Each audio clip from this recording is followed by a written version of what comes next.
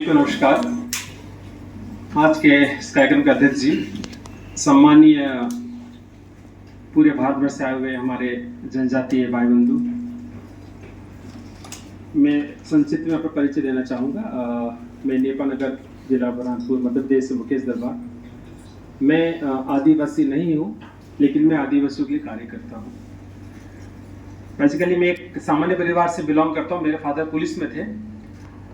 अब पता जो पुलिस में होता है उनके ट्रांसफर होते रहते हैं जगह जगह। तो पूरे बुरहानपुर खंडवा में हम लोग घूमते रहते थे। छोटे थे, स्कूल में पढ़ते थे।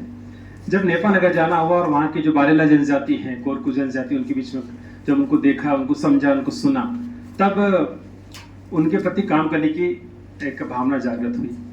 चूँकि कला से कोई हमारा वास्ता नहीं था, चूँकि कला का जो कहते हैं ना कीड़ा होता है, वो हमारे में अच्छे से घुला मिला था। तो कलाकार थे और हम कलाओं के लिए क्या कर सकते हैं, इसलिए हम लोग शुभारंभ हम लोग ने वहाँ से की। और बारेला जनजाति, चूँकि हम उस क्षेत्र में रहते हैं, सतपुड़ा की वादी में जनजाति बस्ती है और माँ ताप्ती का घाट है, ऐतिहासिक शहर बुरहानपुर है। वहाँ की संस्कृति को लेकर के हम लोगों ने जब देखा कि वहाँ की लोक नृत्य शैली को लोकल लोग ही नहीं जानते हैं, पहचानते नहीं है।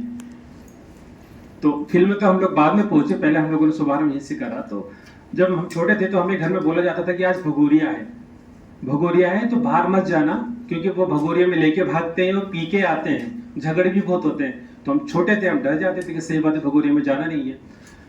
जब समझ आई, कॉलेज में गए और जब ये चीज़ देखी कि नहीं, जो चीज़ बोली जा रही है शायद वो चीज़ सही नहीं है। जब समाज के बीच में जाकर के उनके जो बड़े बुजुर्ग हैं उनसे बातचीत करी, कुछ लेखें तैयार करी, तब पता चला कि भगोरिया एक्चुअली होता क्या है। तब हम लोगों ने उस पर काम शुरू करा और आज ये स्थिति है कि हम पूरे भारतवर्ष में भगोरिया के दल को लेके जाते हैं। 3 बार विदेश यात्रा कर चुके हैं, कंबोडिया, तुर्कमेनिस्तान, मलेशिया में जा चुके हैं। और भारतवर्ष में जनजाति, बारेला जनजाति के भगोरिया को विजन करते हैं। और इंदिरा गांधी राष्ट्रीय मानव संग्रहालय ने भी हमें अवसर दिया था, हम अपने दल को यहाँ भी लेकर के आए थे।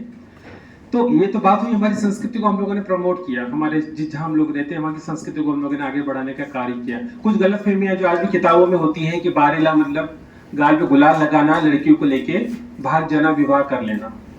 जब हम लोगों ने बारेला जनजाति के जो समाज के लोगों से बातचीत करी तो ये निकल के आया निष्कर्ष की ऐसी कोई परंपरा नहीं रही है, किंवदंती बन गई है, एक आधा घटना घटी होगी।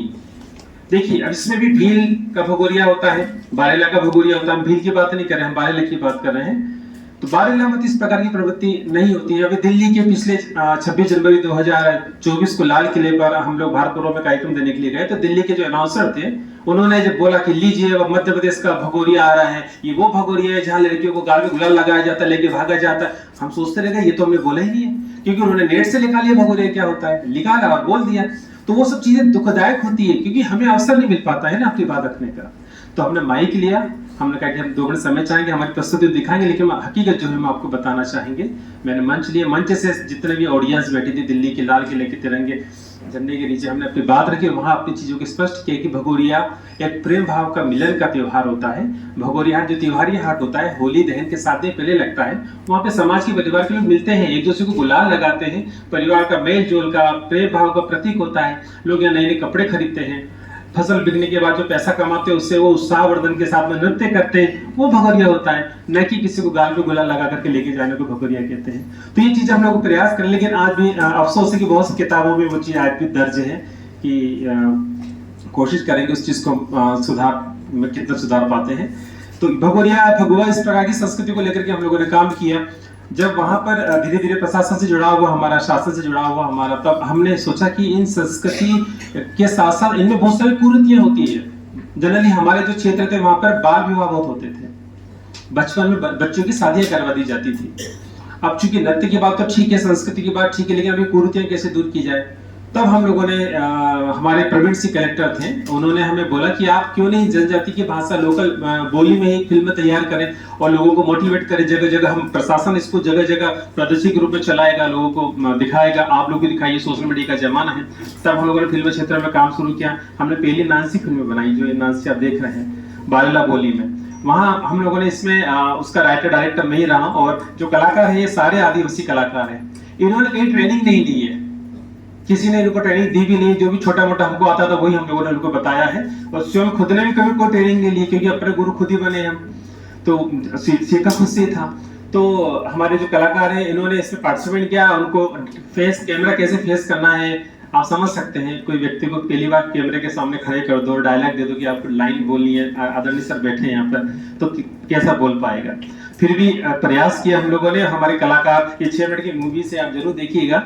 तो इसके माध्यम से हम, ये तो चूंकि यूट्यूब पे हमें किसी ने बताया कि इसको यूट्यूब पे डालिए, सोशल मीडिया का जमाना है, हम तो इसको वीडियो में बना के लोगों को दिखाते थे, देखिए हमने पिक्चर बनाई है, देखिए इससे ये आप शादी मत करिए, इससे ये जो परिणाम होते हैं। हाँ, हमारे प्रशासन का बहुत सपोर्ट रहा है इसके अंदर। जब भी कोई बड़ा इवेंट होता था तो हमारी बड़ी बड़ी स्क्रीन पे हमारी मूवीज चलती थी और लोग देखते थे।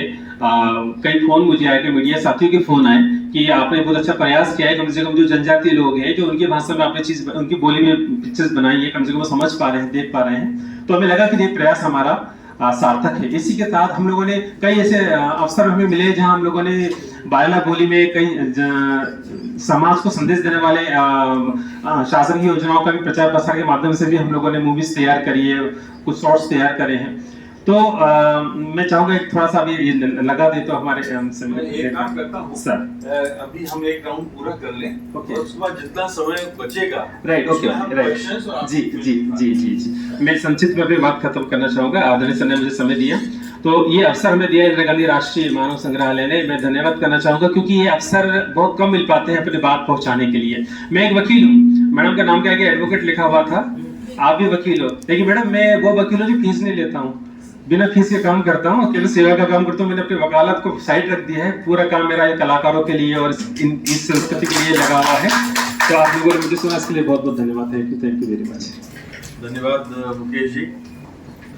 आप एक वकील होते हुए भी, एक आदिवासियों के, गैर आदिवासी होते हुए भी एक सांस्कृतिक राजदूत आप बने हुए, प्रवक्ता बने हुए हैं। अच्छी बात है, क्योंकि दरअसल मैं 2 मिनट अपनी बात करूंगा, फिर एक फिल्म आपके लिए है, और उसके बाद जो समय बचेगा वो सवाल जवाब की बात आएगी। अभी शांता जी ने भी कुछ बात भीमा नायक की बताई थी, आपने भी कुछ सवाल उठाए थे, और मुकेश जी ने जो बात कही है, उससे 2 चीज़ें सामने आ रही हैं।